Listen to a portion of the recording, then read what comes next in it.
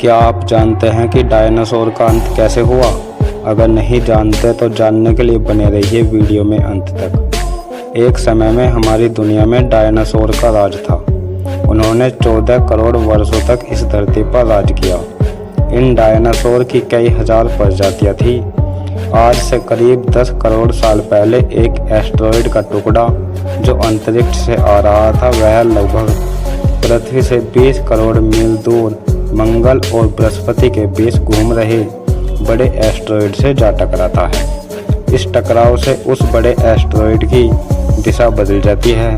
हम उसे क्षुद्र ग्रह के नाम से जानते हैं और यह क्षुद्र ग्रह वहां से चलकर सीधे पृथ्वी की ओर 22,000 मील प्रति घंटा की रफ्तार से बढ़ने लगता है। जब यह एस्टेरॉयड पृथ्वी से 3,84,000 किलोमीटर की दूरी पर था, तब शायद पृथ्वी से डायनासोर का अंत ना होता यदि यह एस्टेरॉयड पृथ्वी के उपग्रह चांद से टकरा था।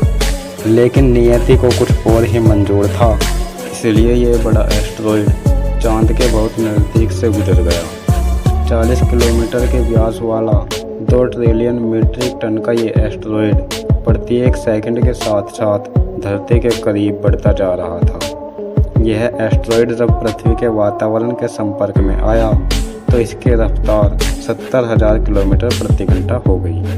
पृथ्वी के वायुमंडल में घुसते ही घर्षण की वजह से यह एक भयानक आग के गोले के रूप में बदल गया। यह इतने रफ्तार से धरती की ओर बढ़ रहा था कि सिर्फ 4 मिनट में इसने अटलांटिक ओशियन को पार कर लिया। इसकी चमक इतनी अधिक थी कि धरती पर टकराने से पहले ही हजारों जीव आग के इस गोले को देखकर अंधे हो चुके थे। ये जीव उस उल्कापिंड को देख नहीं पा रहे थे, लेकिन वह उसकी भयानक गर्मी को महसूस कर रहे थे। कुछ ही क्षण में ये एस्टेरॉयड मैक्सिको की खाड़ी के पास जमीन से टकराता है और 35 डिग्री सेल्सियस की ऊर्जा वाला एक भयंकर विस्फोट होता है। इस टकराव का विस्फोट लगभग 10 हाइड्रोजन बम विस्फोट के बराबर था।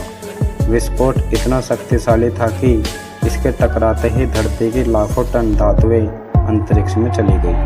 टकराव वाली जगह पर 180 किलोमीटर चौड़ा और 20 किलोमीटर गहरा गड्ढा बन गया।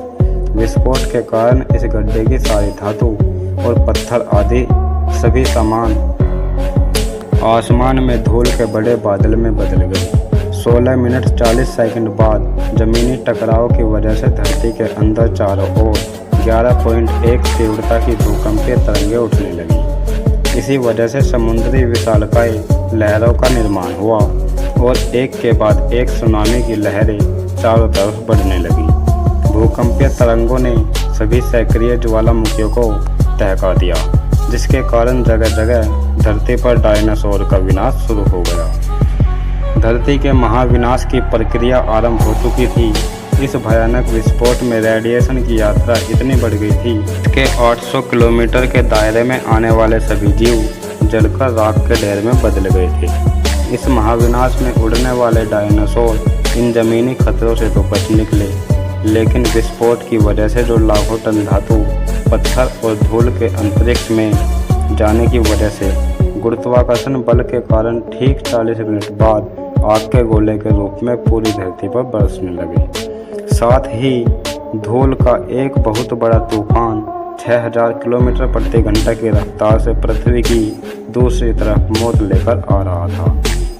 इस महाप्रलय से धरती की कुल 90% प्रजाति पूरी तरह खत्म हो गई थी और जो 10% जीव धरती पर बच गए थे, उनमें से सिर्फ वे जीव जिंदा रह सके जिनका वजन 30 किलोग्राम से कम था।